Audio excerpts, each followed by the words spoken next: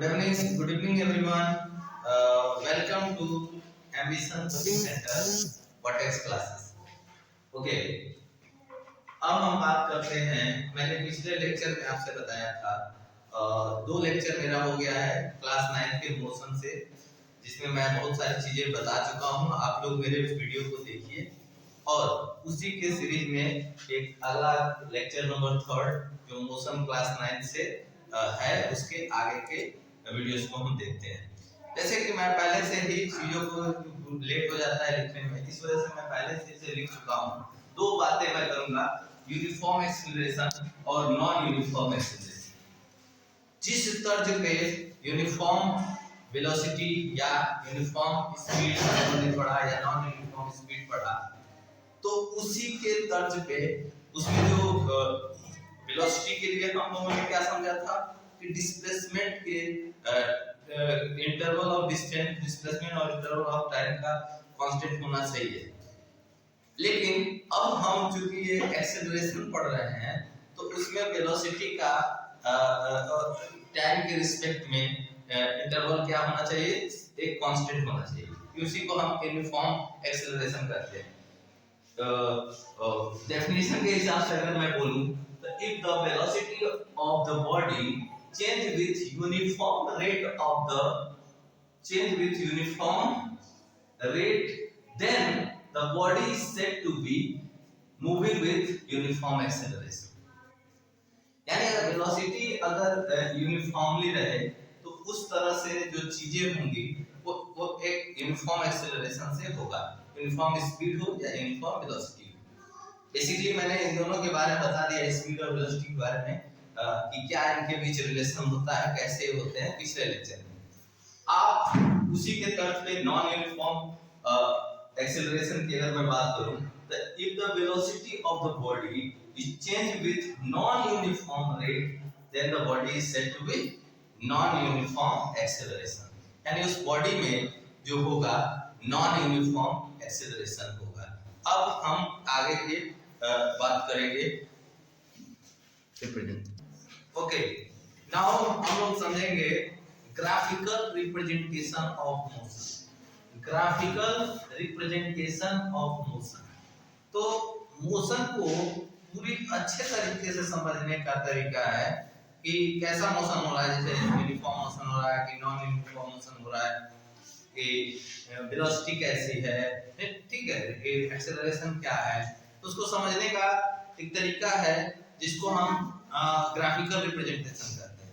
Graphical representation में हम x axis को टाइम मान लेते हैं, टाइम। और एक्स एक्सिस वाई एक्सिस यानी प्लेन में हम दिखाते हैं। सबसे पहली चीज है ग्राफिकली अगर हम दिखाया जाए तो प्लेन में दिखाया जाएगा, 3D फिगर नहीं रहेगा, 2D फिगर में। तो एक्स एक्सिस आपको टाइम दिखाएगा जो कि एक इंडिपेंडेंट है, क्योंकि टाइम तो हर मोशन में जरूर होता ही होता है, तो इंडिपेंडेंट है, वो डिपेंड नहीं है किसी पे। तो मोशन में टाइम का होना जरूरी है। तो एक्स एक्सिस को अगर मैं टाइम ले रहा हूं और डिस्टेंस, सपोज कीजिए कि डिस्टेंस या डिस्प्लेसमेंट हो सकता है, वेलोसिटी हो सकता है, टाइम के अकॉर्डिंग वाई एक्सिस जो डिपेंडेंट है, जो क्या है, डिपेंडेंट है एक्स एक्सिस टाइम पर डिपेंडेंट है। तो इस तरह से हम लेते हैं। तो पहला चीज मैंने आपको बताया, आपको एक्स एक्सिस पे आप टाइम लोगे और वाई एक्सिस पे आप जो भी उससे रिलेटेड मोशन से जो चीजें हैं, जैसे डिस्टेंस हो सकता है, डिस्प्लेसमेंट हो सकता है, वेलोसिटी हो सकती है, तो उसको लिया जाता है। तो पहला इसका कंडीशन है distance time graph for stationary body. अगर आप कोई रुकी हुई बॉडी है तो उसके ग्राफ पे कैसे रिप्रेजेंट करते हैं? तो सिंपल सी तरीका है, सिंपल सी बात है कि टाइम बढ़ता रहेगा लेकिन डिस्टेंस वही रहेगा। तो देखिए एक सिंपल सा तरीका, एक ग्राफ है जो हमें बता दे रहा है, ये वाला ग्राफ। यहाँ पे क्या है, डिस्टेंस इनिशियल जो डिस्टेंस था वही है, टाइम बस बढ़ रहा है। इसका मतलब वो स्टेशनरी बॉडी है, रेस्ट में बॉडी है। सिंपल सा तरीका हो गया, आपने डिस्टेंस टाइम ग्राफ बताया फॉर स्टेशनरी बॉडी। अब हम दूसरे बॉडी की बात करेंगे, distance time graph for uniform motion. For uniform motion. Okay, हम देखते हैं अभी distance time graph for uniform motion. अगर बॉडी है जो यूनिफॉर्म मोशन में है, तो यूनिफॉर्म मोशन के बारे में हमने पढ़ा है कि equal distance in equal interval of time में जब कोई बॉडी ट्रेवल करती है तो उसका स्पीड, उसका मोशन होगा वह यूनिफॉर्म मोशन होगा। तो कैसा मोशन होगा? यूनिफॉर्म मोशन होगा। ओके, तो अगर मैं इसको बनाऊं, जब भी मैं इसको बनाऊं अगर, तो कुछ ऐसा होगा। देखिए, ये अगर एक्स एक्सिस है तो ये वाई है। एक्स एक्सिस को दिखाएगा टाइम, एक्स एक्सिस को दिखाएगा टाइम को, और वाई एक्सिस आपको डिस्टेंस को दिखाएगा, डिस्टेंस को। वाई एक्सिस किसको दिखाएगा? डिस्टेंस। और इसका अगर मैं कहूं, ये जो इसका जो मोशन होता है एक स्ट्रेट लाइन होता है, स्लो। कैसे? अगर सपोज करिए कि कोई चीज s1 डिस्टेंस पे थी तो उस समय टाइम t1 था, तो कुछ इस तरह से इसको बनेगा। इसका इन दोनों के बीच का रिलेशन ऐसा हो जाएगा। ऐसे s2 डिस्टेंस पे चली गई तो टाइम t2 हो गया। ठीक है, तो ये एक स्लोप बनाता है जो x एक्सिस से इंक्लाइन करता है, x एक्सिस को पे इंक्लाइन करता है और एक स्ट्रेट लाइन। तो ये मोशन कैसा हो गया? आपका इंक्लाइंड हो गया। पहला वाला जो बात किए थे, जो रेस्ट पोजीशन पे होता है कोई बॉडी, तो उसमें डिस्टेंस पे ट्रेवल नहीं करता, तो पैरेलल होता था, स्ट्रेट लाइन होता था, लेकिन पैरेलल होता था एक्स एक्सिस से, क्योंकि उस केस में टाइम बढ़ता था लेकिन डिस्टेंस वही का वही होता था। तो अभी हम उसके दूसरी बात कर रहे हैं, यूनिफॉर्म मोशन। तो यूनिफॉर्म मोशन में एक ऐसे होता है, तो इस तर्ज पे अगर मैं स्पीड निकालना चाहूं तो कैसे निकालूं? क्योंकि डिस्टेंस और टाइम है तो स्पीड ही निकल सकता है। स्पीड को इक्वल टू होगा क्या? ये s2 पोजीशन है, ये अगर मैं यहां पे एक देखूं तो राइट एंगल ट्रायंगल बन गया। टाइम में जो डिफरेंस है राइट एंगल ट्रायंगल में, ये वह क्या है? t2 t1, इतना डिस्टेंस t2 t1 और ये s2 s1। तो स्पीड आपको पता है कि डिस्टेंस अपॉन टाइम जो इतना ही डिस्टेंस है, तो आपको लिख सकते हो s2 s1 upon t2 t1। ठीक है, तो ये आपका स्पीड का फार्मूला। बेसिकली यह एक स्लोप को भी दिखाता है। तो यहाँ पे अगर मैं एक स्लोप बनाने लगा तो ये थीटा है, तो ये स्लोप जो होता है वह tan थीटा उसे बोलते हैं। स्लोप को क्या बोलते हैं? tan theta. यह tan थीटा एक ट्रिग्नोमेट्रिक रेशियो है, तो राइट एंगल ट्रायंगल के दो साइडों का रेशियो होता है, परपेंडिकुलर और बेस का। बस इतना ही अभी समझिए कि जो tan थीटा होता है वह दो साइडों का रेशियो है। तो परपेंडिकुलर इसमें कौन है? s2 s1, क्योंकि ये थीटा के सामने वाला साइड है। अभी आप लोगों को ट्रिग्नोमेट्री जब पढ़ेंगे तो अच्छे से समझ आ जाएगा 10th क्लास में। s2 s1 और ये हो जाएगा t2 t2। तो ये एक तरह का क्या है? स्लोप है। ओके, अब हम बातचीत करेंगे अगले टॉपिक के बारे में, नॉन यूनिफॉर्म मोशन। ओके, अब हम बातचीत करेंगे डिस्टेंस टाइम ग्राफ और नॉन यूनिफॉर्म मोशन। अगर मोशन नॉन यूनिफॉर्म है तो नॉन यूनिफॉर्म के बारे में मैंने बताया था, जो equal interval, unequal distance in equal interval of time होता है, तो उसको हम नॉन यूनिफॉर्म कहते हैं। ये तो पता ही है। लेकिन अगर मैं कहूं कि इनके बीच का ग्राफ जो होगा कैसा होगा, तो नो डाउट कि इसका ग्राफ जो होगा कर्व होगा। इसका ग्राफ जो होगा क्या होगा? कर्व होगा। अगर मैं इसको अगर ऐसे कुछ बनाता हूं तो इसका ग्राफ जो होगा कर्व। ठीक है, अगर इसका ग्राफ बनाता हूं तो आपको नो डाउट एक्स एक्सिस क्या होगा?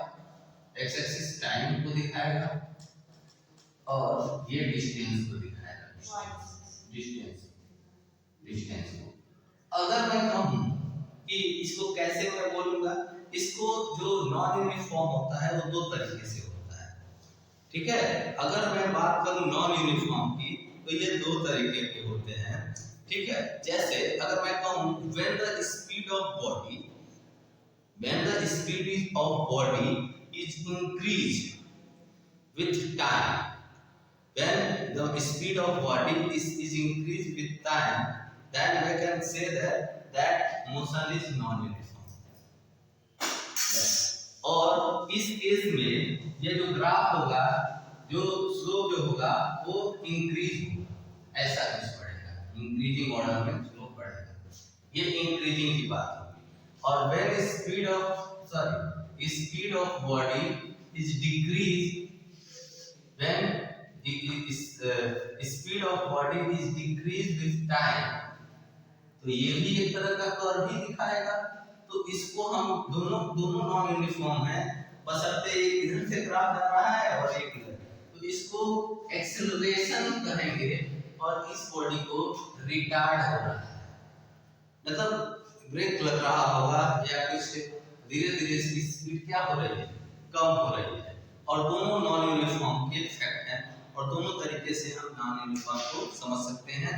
When the speed of body increase with time, the distance time graph for their non-uniform. उसके लिए भी इंक्रीज के लिए भी होता है, इंक्रीज के लिए इस तरह से जो स्लोप जाता है ग्रेडियंट, और ये इस तरह से जाता है। तो दो तरीके होते हैं नॉन यूनिफॉर्म मोशन के। अब हम आगे बात करते हैं एक्सेलरेशन के बारे में। अब हम बातचीत करते हैं वेलोसिटी और टाइम के बीच का जो ग्राफ है उसके बारे में। तो उसके बारे में चलते, तो उससे बढ़िया है, उससे पहले कि हम इसको समझे वेलोसिटी टाइम ग्राफ जो एक्सेलरेशन को बताता है, आखिर एक्सेलरेशन कैसा है। तो पहला इसमें है velocity time graph for a body moving with constant velocity. अगर कोई बॉडी है जो उसका वेलोसिटी जो है वो कांस्टेंट है, तो वो उसका ग्राफ कैसा होगा। तो बेसिकली मुझे पता है कि टाइम को मैं एक एक्स एक्सिस बताऊंगा और इसकी वेलोसिटी फिक्स है, जैसे 10 मीटर पर सेकंड की वेलोसिटी से अगर चल रहा है तो ये उसी की वेलोसिटी से चलेगा, क्योंकि ये तो डिस्टेंस पैरेलल हो जाएगा। टाइम भले इसका पहले t1 लग रहा हो, t2 लग रहा हो, कितना भी टाइम लगे, एक यूनिफॉर्म वेलोसिटी से जब चलती है तो इसको हम पहला टॉपिक ही को हम कहेंगे velocity time graph with moving with constant velocity. आप लिख सकते हैं velocity time graph, velocity time graph, ये पहला है जो इस तरह से स्ट्रेट लाइन है। Velocity time graph for body moving with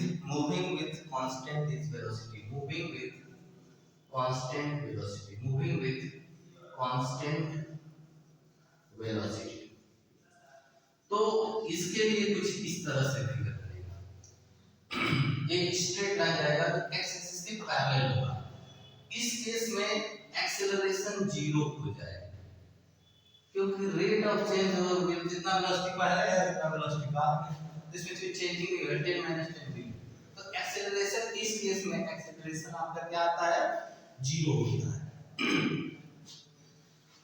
suppose करिए कि मैं यहां पर हूं, देखिए यहां पर और यहां से कितनी दूरी, एक रेक्टेंगल जैसा फिगर बनेगा कि नहीं। तो मुझे अगर पूछा जाए कि इसमें स्पीड क्या होगा, इसका स्पीड क्या होगा, स्पीड को और वेलोसिटी को, स्पीड की बात करें तो स्पीड होगा इस बॉडी का स्पीड, तो डिस्टेंस अपॉन टाइम होता है। क्या होता है स्पीड, डिस्टेंस अपॉन टाइम। अब देखो ध्यान से, स्पीड क्या है, 10 है, जो स्पीड है वो क्या है, 10 है। तो 10 कहां से है, 10 बेसिकली यही तो 10 है। तो अगर ये 10 है और ठीक है, टाइम को देखा जाए तो टाइम t2 - t1 है। टाइम क्या है, t2 - t1। तो बेसिकली इनके द्वारा इंक्लोज एक तरह का जो फिगर होता है उसका एरिया आपका डिस्टेंस होता है। जो डिस्टेंस होता है, डिस्टेंस वो क्या है एक्चुअल, इस द्वारा अगर मुझे डिस्टेंस निकालना हो तो इस डिस्टेंस क्या होता है, स्पीड इनटू टाइम। तो स्पीड इनटू टाइम अगर ध्यान से देखा जाए तो एक एक्स एक्सिस से जो फिगर बना रहा है उसका एरिया ही तो है, एरिया ही तो है। तो हम कई जगह पे इस तरह के फिगरों में, मोशनों में ऐसा हम करते हैं कि जो डिस्प्लेसमेंट या डिस्टेंस होता है उसको हम क्लोज फिगर का एरिया लेते हैं। वो इसीलिए लेते हैं क्योंकि आपको पता चल गया कि स्पीड इसके लिए स्टैंड कर रहा है और टाइम किसके लिए स्टैंड कर रहा है। टाइम आपको हायर टाइम से लोअर टाइम को माइनस करिए, टाइम इंटरवल आपको पता चल गया। तो इस हिसाब से जो आपका स्पीड होगा वो सॉरी डिस्टेंस होगा वह एक्स एक्सिस द्वारा इंक्लोज फिगर का एरिया होता है। अब हम आगे टॉपिक में बातचीत करेंगे। अब हम बात करेंगे velocity time graph for uniform acceleration. जैसा कि अभी हम लोग स्पीड और स्पीड के लिए भी देखे यूनिफॉर्म स्पीड, वैसे ही ये एक्सेलरेशन के लिए वेलोसिटी और टाइम को लिया जाता है, डिस्टेंस और टाइम को नहीं लिया जाता है।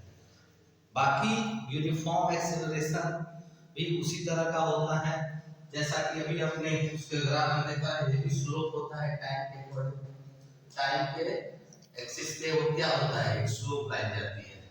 ये एक्स एक्सिस है, ये वाई एक्सिस।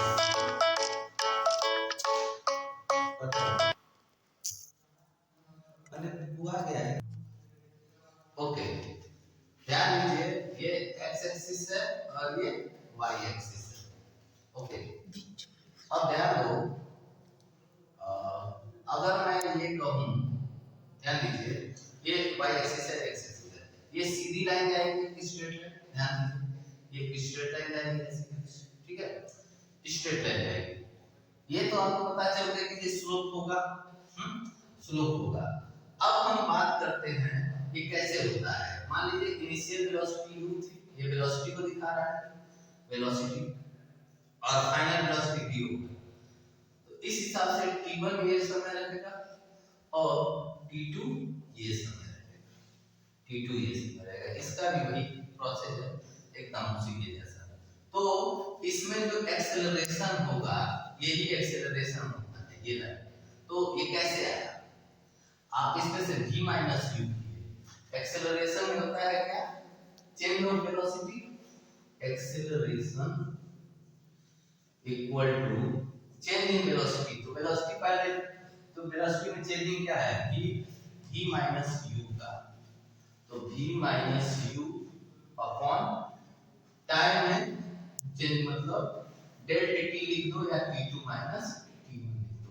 बात देखिए, इसके लिए भी जो स्लोप बनता है tan थीटा होता है, वही काम इसके लिए भी एक्सेलरेशन का भी स्लोप बनता है जो v minus u upon t2 minus t1 के बराबर होता है। इसी को स्लोप कहते हैं, ढाल कहते हैं, जिसको tan थीटा कहते हैं,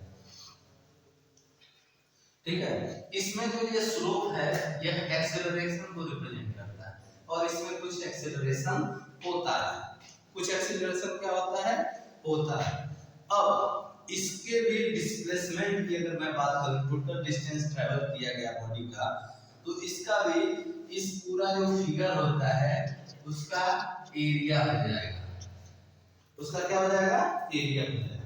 तो बेसिकली आप ट्रेपीजियम का एरिया कह सकते हो। जैसे देखा जाए तो एक ट्रेपीजियम डिस्टेंस या डिस्प्लेसमेंट की बात करें तो पूरा एरिया होता है इस पूरी इनक्लोज फिगर का, जिसमें मैंने पीछे अभी बताया है उस हिसाब से, ठीक है। तो इसमें भी आप पूरे का एरिया निकालो, ट्रेपीजियम मान के इसको, जैसे ये नाम का तब v बन जाएगा, ये u बन जाएगा, दोनों का सम और इनके बीच का डिस्टेंस क्या आ जाएगा, t2 माइनस t1।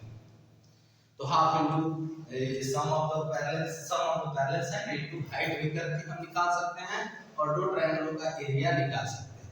तो बेसिकली इसके डिस्टेंस निकालने का यह फार्मूला ऐसा हो जाएगा, डिस्टेंस या डिस्प्लेसमेंट, डिस्प्लेसमेंट की बात इसमें करेंगे, डिस्प्लेसमेंट इक्वल टू हो जाएगा क्या, पहली बात तो सम ऑफ द वेलोसिटी, वेलोसिटियों का सम, जैसे पहले u है फिर v है, v plus u plus v half पहले से मल्टीप्लाई इनटू हाइट के जगह पे t2 माइनस t1 है। तो इस तरह से हम करके इसके डिस्प्लेसमेंट का वैल्यू निकाल सकते हैं डिस्प्लेसमेंट कितना होगा अगर यूनिफॉर्म वेलोसिटी होगी तब। कैसी वेलोसिटी होगी? यूनिफॉर्म वेलोसिटी होगी। और इसमें जो नॉन यूनिफॉर्म एक्सीलरेशन होता है वह कर्व का फिगर बनाता है। जैसा अभी मैंने आपको बताया था, ये टाइम है और ये क्या है, ये वेलोसिटी है, तो कुछ इस तरह का फिगर बनेगा। आप इस तरह का भी फिगर बन सकता है। वह बेसिकली रिटार्डेशन होगा, पहले ज्यादा होगा फिर कम होगा, तो रिटार्डेशन होता है। जब इंक्रीज होता है, इंक्रीज ऑर्डर में होता है, तो वो क्या होता है? एक्सेलरेशन को रिप्रेजेंट करता है, वो नॉन यूनिफॉर्म है। अब मैं अगले वीडियो में आपको तीनों जो मोशन के इक्वेशन है उनका ग्राफिकली रिप्रेजेंटेशन, क्योंकि जो चीज मैं बोला हूं उसी से उसका ग्राफिकली रिप्रेजेंटेशन हो जाएगा।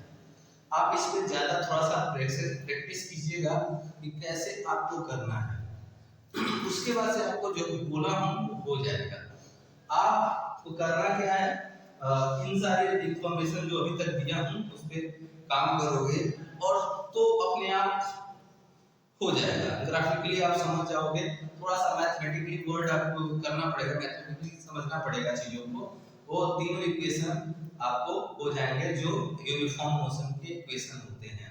तीन इक्वेशन ये यूनिफॉर्म मोशन में ही अप्लाई होते हैं। तो धन्यवाद। अगर आपको मेरा ये वीडियो अच्छा लगा हो तो प्लीज मेरे चैनल को लाइक कीजिए, शेयर कीजिए और सब्सक्राइब कीजिए, ताकि मुझे आपसे मनोबल मिले और मैं अच्छा से अच्छा वीडियो आपके लिए प्रोवाइड करा सकूं। धन्यवाद।